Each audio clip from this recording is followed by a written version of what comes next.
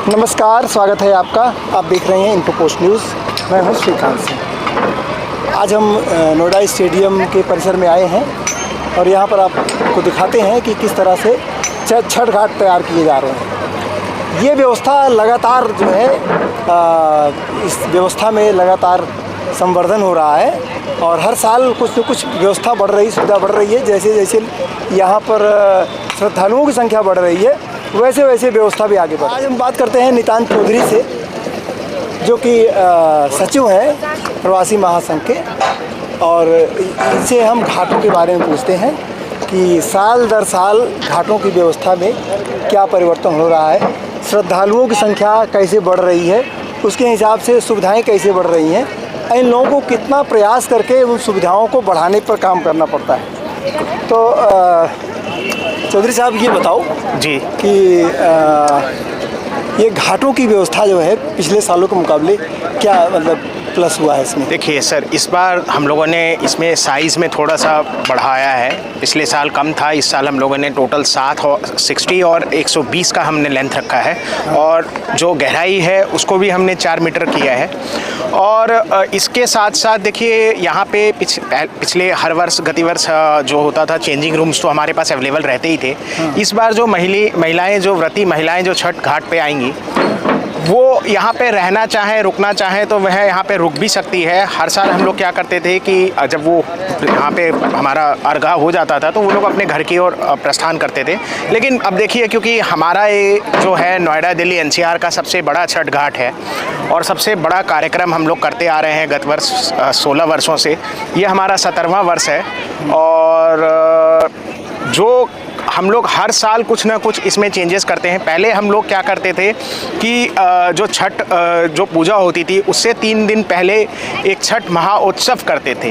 But अब क्योंकि Covid के बाद थोड़ी सी चीज़ें चेंजेस हुई तो हम लोगों ने जो क्या किया कि अब छठ वाले दिन ही हम लोग छठ पूजा उत्सव करते हैं।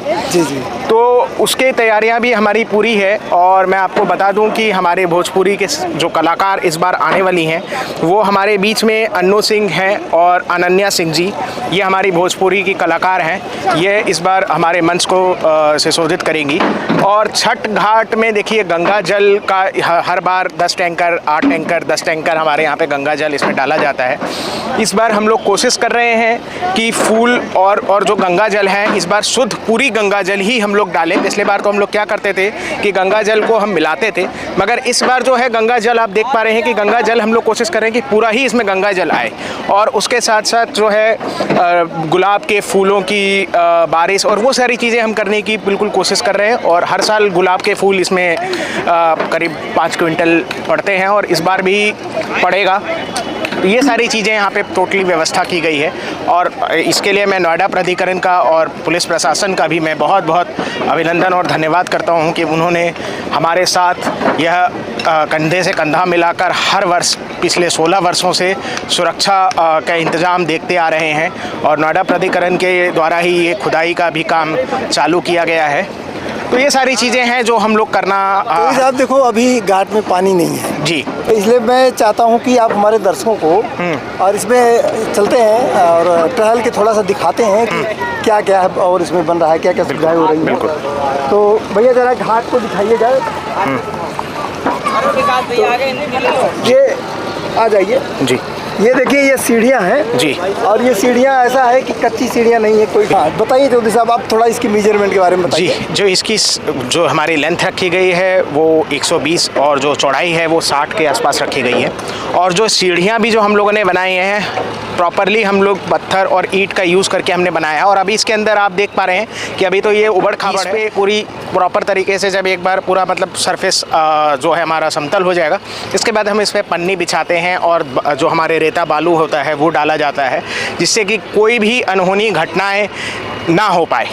इसको देखते हुए हम लोगों ने इसकी पूरी व्यवस्था करते हैं। और इस बार हम लोगों ने जो है ये सीढ़ियों की संख्या भी बढ़ाई है। पिछले साल यहाँ पर एक सीढ़ी होती थी, इस बार हम लोगों ने सीढ़ियों की संख्या और सीढ़ियों का जो हमारा चौड़ाई है उतरने का वो भी बढ़ाया गया है। क्योंकि जो व्रती महिलाएं होती हैं जो सूप लेके आती हैं, फलों का सूप लेके आती हैं, जो अर्घा देती हैं, उनकी जो चौड़ाई होती है वो बहुत बड़ी होती है और उतरने चढ़ने में और हमारे जो वॉलंटियर्स होते हैं करीब 200 से ज़्यादा वॉलंटियर्स हमारे साथ उपलब्ध रहेंगे और हमारे इसके अलावा हमारे पर्सनल सिक्योरिटी गार्ड भी यहाँ पे व्यवस्था में रहेंगे और पुलिस की महिला टीम भी और पुलिस के पुरुष टीम भी यहाँ पे उपस्थित रहेंगे।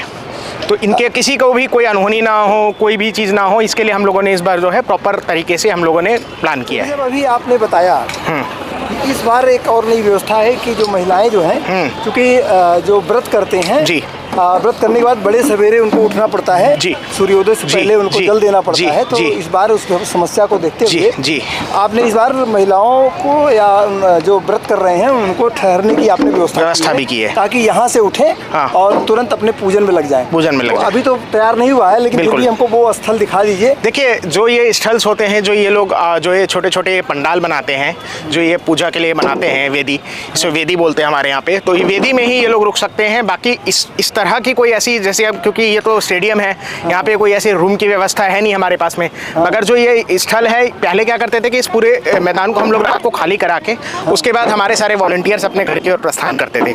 मगर इस बार क्या है कि हम लोग उन्हें हटाएंगे नहीं, यहाँ अपना रह सकते हैं रात भर अपने, क्योंकि जो है हमारे यहाँ पे शाम का अर्घ जो होता है, उसके बाद सुबह सुबह अर्ली मॉर्निंग फिर अर्घ होता है, तो वो हम लोग खाली करा देते थे। आएंगे इस बार हम लोग यहीं पे उनको व्यवस्था करेंगे रहने की। अच्छा, इससे ये क्या कुछ कवर रहेगा या नहीं सर, ये कवर नहीं कर पाते हैं। कवर हमारा सिर्फ जो ये VIP वाला जो एरिया रहता है हमारा, यही एरिया पे हम लोग कवर करते हैं इसका। जी बिल्कुल।